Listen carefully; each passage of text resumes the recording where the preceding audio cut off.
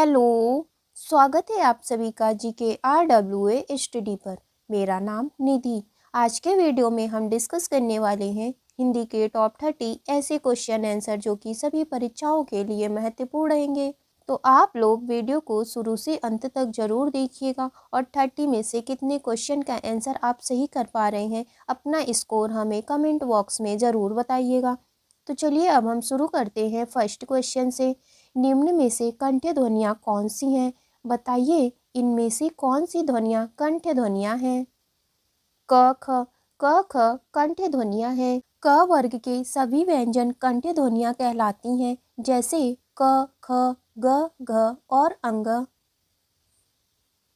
निम्न में से तालु व्यंजन कौन सी हैं? बताइए इनमें से कौन सी व्यंजन तालु व्यंजन है? च वर्ग के सभी व्यंजन तालु व्यंजन कहलाते हैं, जैसे च, छ, ज, झ और इय।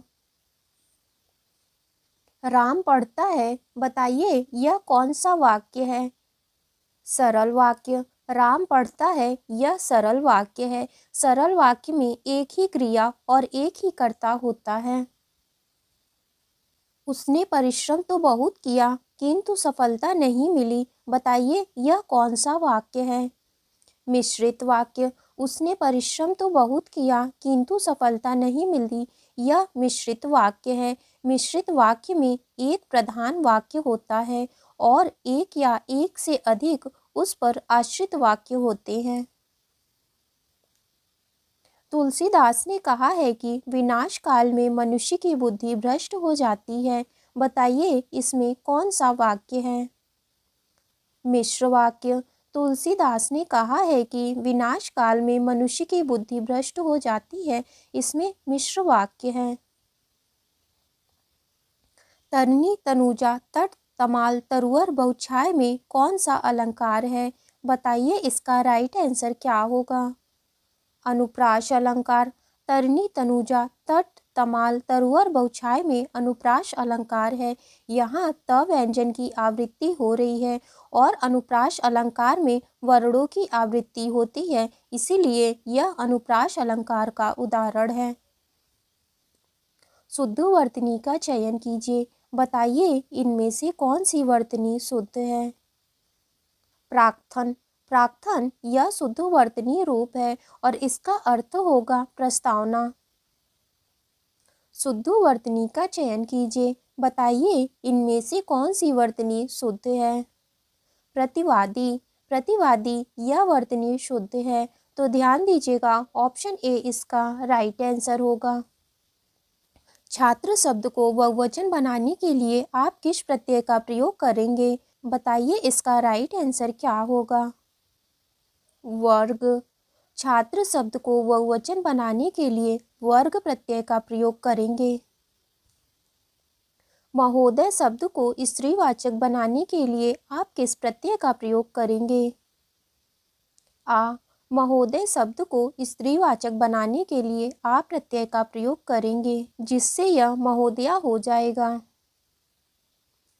शत्रु का पर्यायवाची शब्द क्या है? बताइए शत्रु किसका पर्यायवाची शब्द है? बैरी का। शत्रु बैरी का पर्यायवाची शब्द है और बैरी के अन्य पर्यायवाची शब्द अरि, रिपु और दुश्मन है।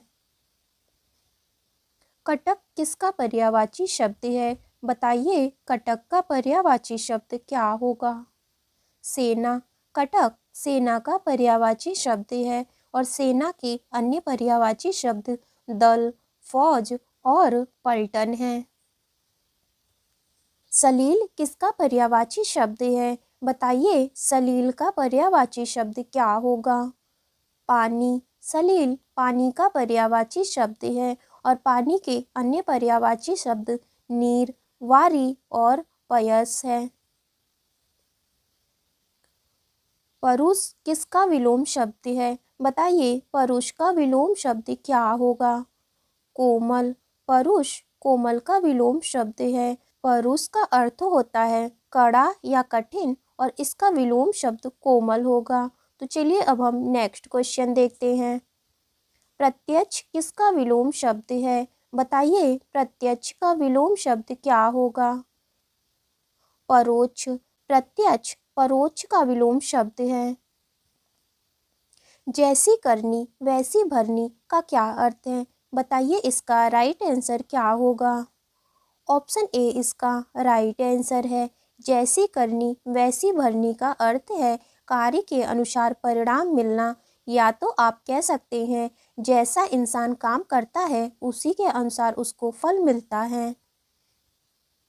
हंसुए के ब्याह में खुरपी का गीत, बताइए इसका क्या अर्थ है? ऑप्शन सी इसका राइट आंसर होगा। हंसुए के ब्याह में खुरपी का गीत, इसका अर्थ है असंगत बातें करना। डैश के अंधे को हरा ही हरा नजर आता है, बताइए डैश के स्थान पर क्या होगा? सावन। सावन के अंधे को हरा ही हरा नजर आता है, यह कंप्लीट वर्ड है। कर डैश तो हो भला, बताइए डैश के स्थान पर क्या होगा? भला। कर भला तो हो भला, यह कंप्लीट वर्ड है। कर भला तो हो भला, इसका मतलब है अगर आप किसी का भला करेंगे तो आपका भी भला होगा। 9 दिन चले 2.5 कोस, बताइए इसका क्या अर्थ है? ऑप्शन ए इसका राइट आंसर होगा। 9 दिन चले 2.5 कोस, इसका अर्थ है बहुत धीमी गति से काम करना, यानी कि आलसी व्यक्ति। फणीश्वर नाथ रेणु किसके लेखक हैं? बताइए फणीश्वर नाथ रेणु की रचना कौन सी है? ऑप्शन सी इसका राइट आंसर होगा। फणीश्वर नाथ रेणु मैला आंचल के लेखक हैं। मलिक मोहम्मद जैशी को जैशी क्यों कहा जाता है? बताइए इसका राइट आंसर क्या होगा? ऑप्शन सी इसका राइट आंसर है। मलिक मोहम्मद जैसी को जैसी इसलिए कहा जाता है क्योंकि यह जायश नाम स्थान के निवासी थे। कठिन काव्य का प्रेत किस कवि को कहा जाता है? बताइए इसका राइट आंसर क्या होगा?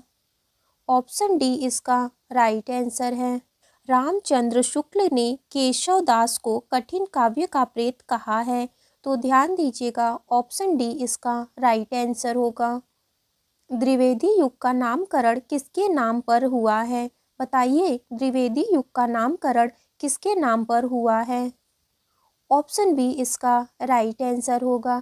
द्विवेदी युग का नामकरण महावीर प्रसाद द्विवेदी के नाम पर हुआ है। हिंदी साहित्य के आधुनिक काल को और किस नाम से जाना जाता है? बताइए हिंदी साहित्य के आधुनिक काल को और किस नाम से जाना जाता है? गद्य काल से। हिंदी साहित्य के आधुनिक काल को गद्य काल के नाम से जाना जाता है। कितने पाकिस्तान नामक उपन्यास के लेखक कौन हैं? कमलेश्वर। कितने पाकिस्तान नामक उपन्यास के लेखक कमलेश्वर हैं। मैथिल कोकिल किसे कहा जाता है? बताइए मैथिल कोकिल किसे कहा जाता है? विद्यापति को। विद्यापति को मैथिल कोकिल कहा जाता है। तो चलिए अब हम नेक्स्ट क्वेश्चन देखते हैं। बाल चित्रण में कौन सा कवि श्रेष्ठ था? बताइए बाल चित्रण में कौन सा कवि श्रेष्ठ था? सूरदास। बाल चित्रण में सूरदास कवि श्रेष्ठ थे। वही मनुष्य है जो मनुष्य के लिए मरे के रचयिता कौन है? बताइए इसका राइट आंसर क्या होगा? ऑप्शन सी इसका राइट आंसर है। वही मनुष्य है जो मनुष्य के लिए मरे, इसके रचयिता है मैथिल शरण गुप्त। बिहारी ने क्या लिखे थे? बताइए बिहारी क्या लिखे थे? कवि बिहारी लाल चौबे की रचना बिहारी सतसई बहुत ही प्रसिद्ध है और अधिकतर इन्होंने दोहे लिखे थे, इसीलिए ऑप्शन बी इसका राइट आंसर होगा। भाषा की सबसे छोटी इकाई क्या है? बताइए भाषा की सबसे छोटी इकाई क्या है? यह आपका टेस्ट क्वेश्चन होगा। इसका आंसर आपको कमेंट बॉक्स में ज़रूर बताना है। तो आज की वीडियो आप यहीं तक थी। वीडियो अच्छी लगी हो तो लाइक करें, शेयर करें। अगर आप चैनल पे नए हैं तो चैनल को ज़रूर सब्सक्राइब करें।